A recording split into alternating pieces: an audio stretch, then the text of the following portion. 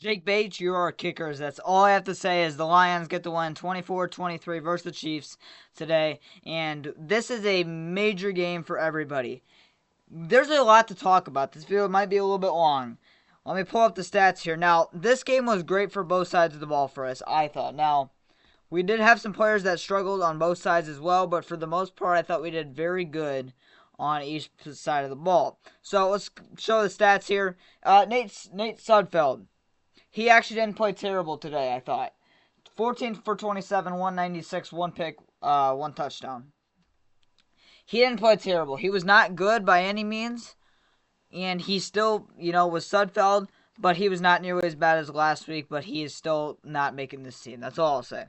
Hendon Hooker, 12 for 15, 150, 0 touchdowns, 0 picks, but he did have a rushing touchdown.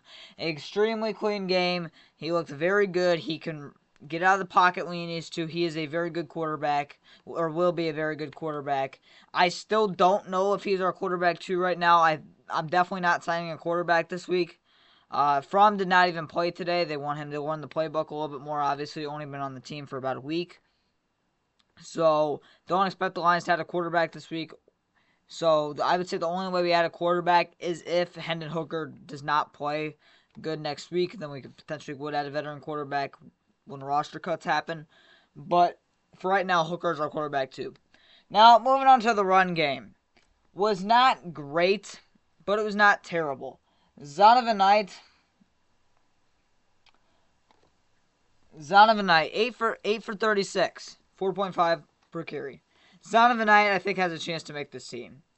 I really, really do think he has a chance to make this team. Didn't play great last week, but he looks pretty speedy today, and he looked like he could break some tackles. I really like Zonovan Knight. I think Bam Knight really has a chance to make this team. Sione Vaki, 6 for 22, 3.7 per carry. Sione Vaki, the rushing stats might not be great, but he had a heck of a game. He was unbelievable. Probably I would say, the best player in this game besides the man on the thumbnail, Jake Bates. Jake Funk, 8 for 13, 1.6, did not have a good game. He did make a couple nice catches, but that's about it. He's not making this team. We all know that. Hendon Hooker, 5 for 11, 1 touchdown. Pretty good, again, so not bad. And that's it for the run game. Craig Rones only had 1 carry for 5 yards. And I'm telling you right now, I highly doubt this, but if I was Brad Holmes, there is a legitimate chance that Craig Rones does not make this team. I'm being 100% real with you. Sione Vaki, 100% is making this team. Has been balled out these first 2 weeks of preseason on special teams and offense. And he also has the defense ability if we ever try him out on defense. But Zonovan Bam Knight, he has a legitimate chance to also make this team. Now, we're not keeping 5 running backs on the 53-man. That's just not possible. Fully expect the Lions to keep 4. 100% expect that now. And I think it will be Craig Rones as a 4-string running back. But don't be surprised if for some reason, Zonovan Bam Knight takes his spot. Now, moving on to the receiving game. Isaiah Williams. You see him on the thumbnail as well. Absolutely balled out. Him and Sione Vaki are 100% so far the players who have balled out in offense for us so far this preseason. Sione Vaki balled out last week, balled out this week. Isaiah Williams balled out this week and last week. Isaiah Williams today, 6 for 71. And he had, I think, 58 yards receiving last week. Isaiah Williams making this team 100% now. He was actually returning kicks today as well. He returned kicks in college, and he actually was returning our punt returns this week over Maurice Alexander, which was also very interesting to me. Caden Davis, he played okay. 2 for 64, 1 touchdown. He had like a 61-yard touchdown or something like that. So, Davis could make this team. I don't know. He's probably a practice squad guy. I don't know, but he played all right. Sione Vaki, here's where he balled out. 4 receptions for 60 yards, and I believe all those receptions and all those yards came on one drive. It was ridiculous. He absolutely balled out this game. Don't care if his only averaged 3.7 yards per carry. Maurice Alexander, 2 for 40. Wasn't terrible either. He kind of was like Caden Davis to me. Had a lot of yards, but only had 2 grabs. Just probably practice squad guy.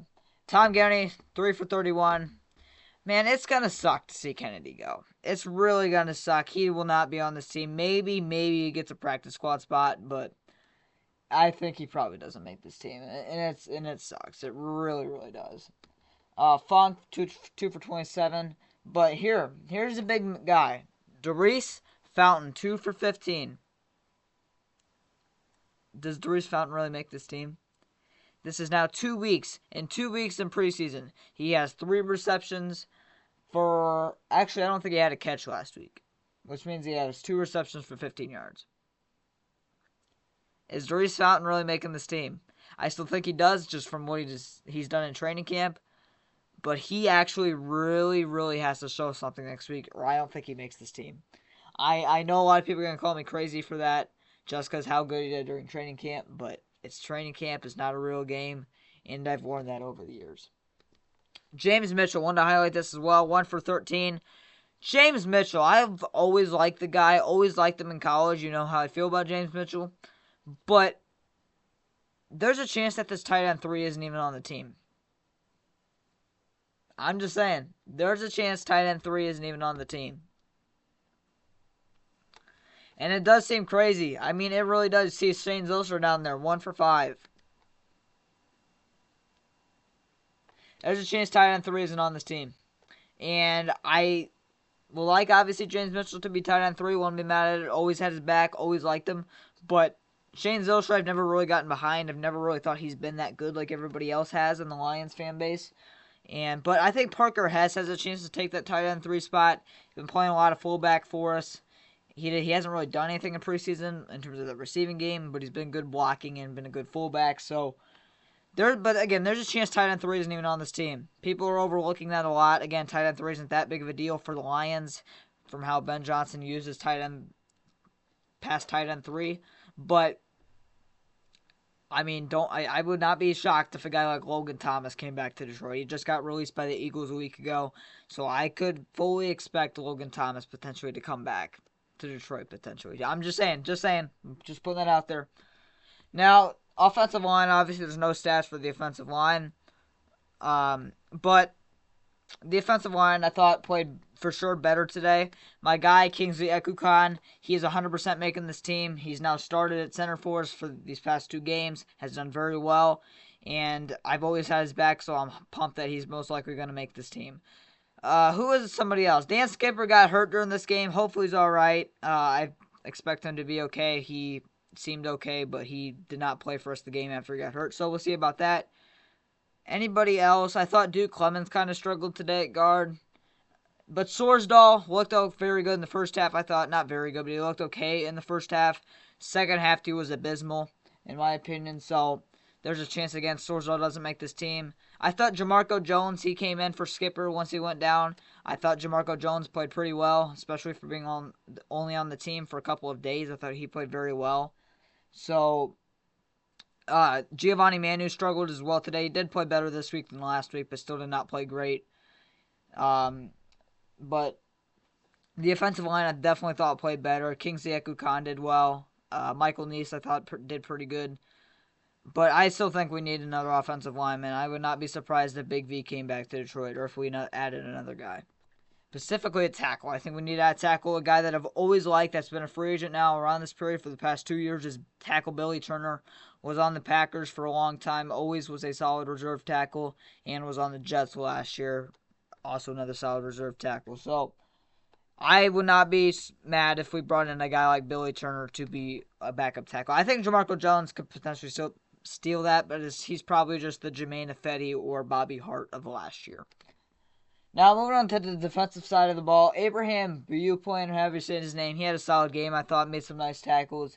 Mitchell Agude had some nice tackles as well, didn't really get a lot of pressure, I thought. Anybody else that stands out here?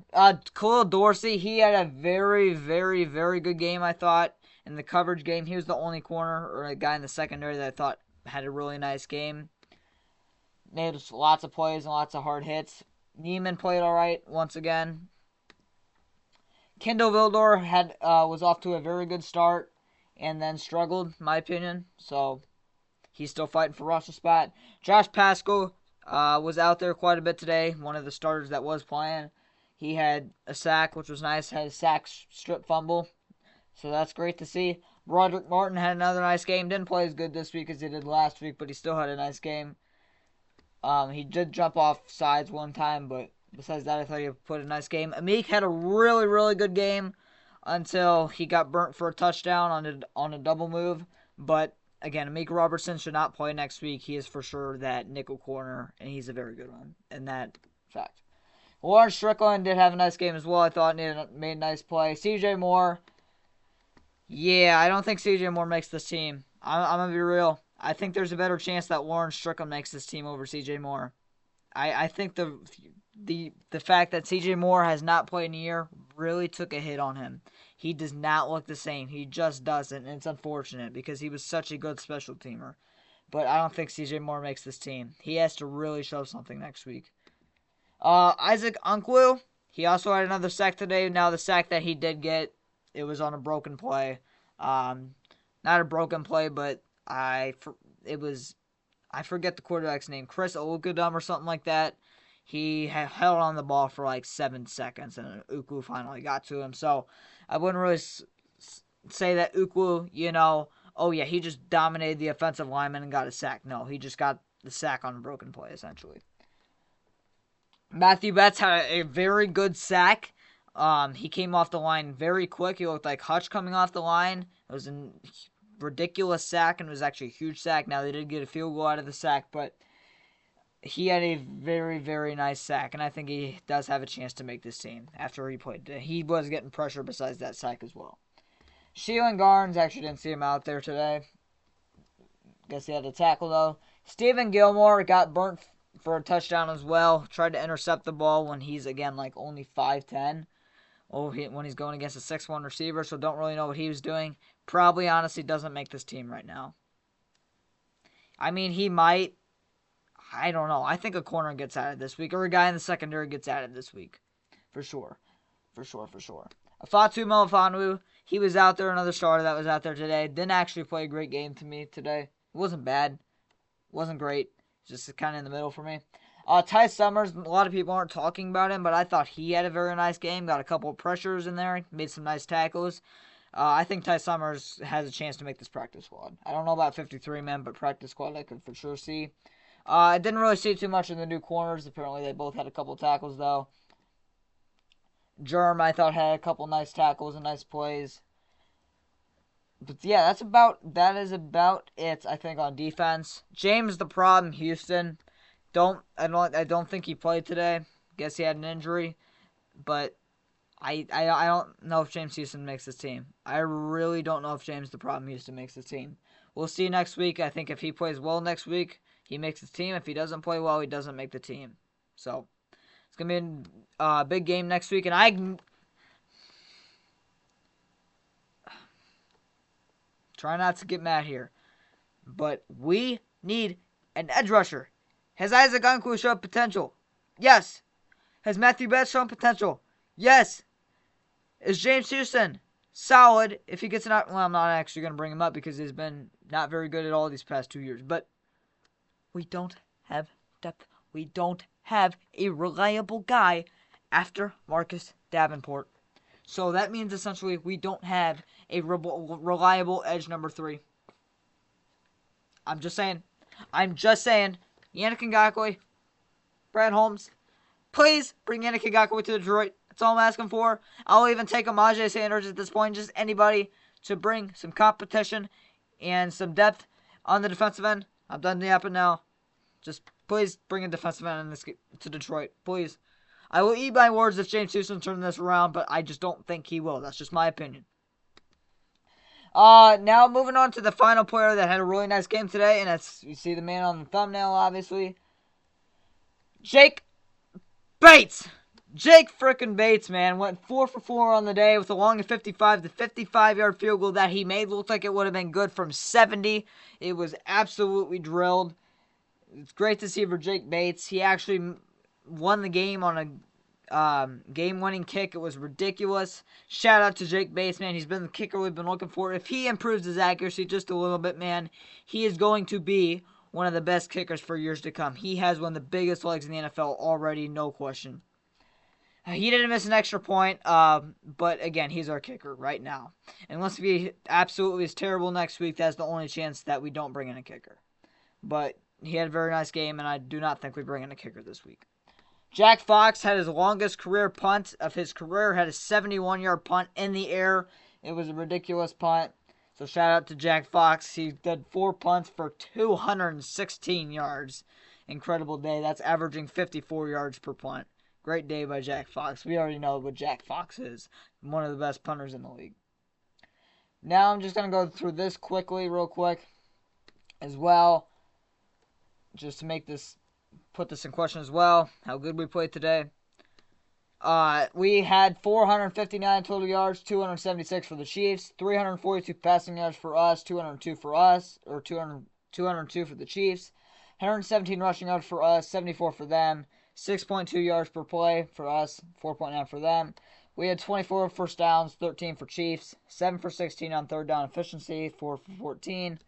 None of us, the Chiefs or Lions, did not attempt a fourth down today. 74 total plays for the Lions, 56 for the Chiefs, 1 sack allowed for us. Again, the offensive line showed out. 3 sacks allowed for the Chiefs, 4 punts for us, 6 punts for the Chiefs, 6 penalties for 40 yards for us, 7 for 55 for the Chiefs. Even though we got 24 points and we had a lot of yards today, we did force 3 turnovers, or not force, we allowed 3 turnovers, so we need to work on that. 2 fumbles and 1 was picked. And time of possession, 32 minutes to 28 minutes. So, again, very good game by the Lions. This is a huge game for everybody.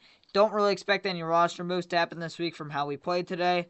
I could, again, still see a guy in the secondary, like a bigger name, potentially coming to Detroit this week, as we still need a safety or another corner, as I don't really know if we found that guy yet. And my 53-man roster prediction, I'm just going to say right now, it has changed massively. Now, I don't know, probably won't be making one after this game. Roster cuts usually happen immediately after the third game. Not immediately, but like a couple hours after the third game.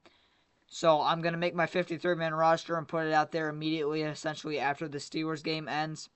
So look forward to that, but I'm just going to tell you right now, 50% of my prediction from before has changed. So I'll just put that out there. One pride, go Lions. Jake Bates gets the win for the Lions. And just an overall clean game. One pride, go Lions. Let's get this W again next week.